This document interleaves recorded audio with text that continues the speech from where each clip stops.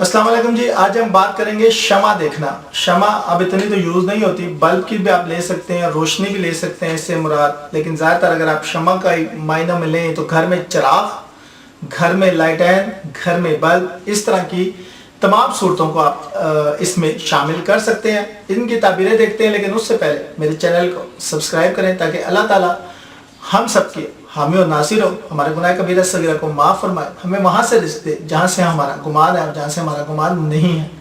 तो बात करते हैं कि जी हज़रत इमाम जाफ़र सादिक़ अलैहिस्सलाम के बारे में कि आपने इसके बारे में क्या फरमाया। लेकिन ख्वाब में शमा दौलत है, हिकमत है, याशी है, नेमत की फरावानी है।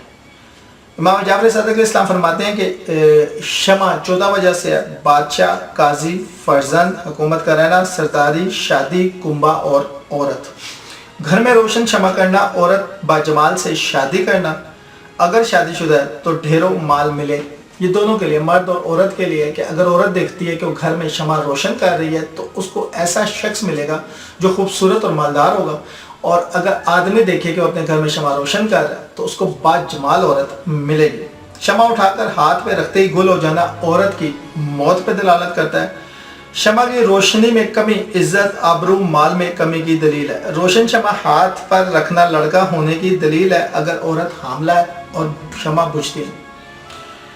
शमा चांदी की हो तो नेक औरत, शमा सोने की हो तो ऊंचा खानदान, शमा कलई की हो तो मुतवासित तबके के कबीले, शमा तांबे की हो तो बेनस्ल औरत से शादी करेगा।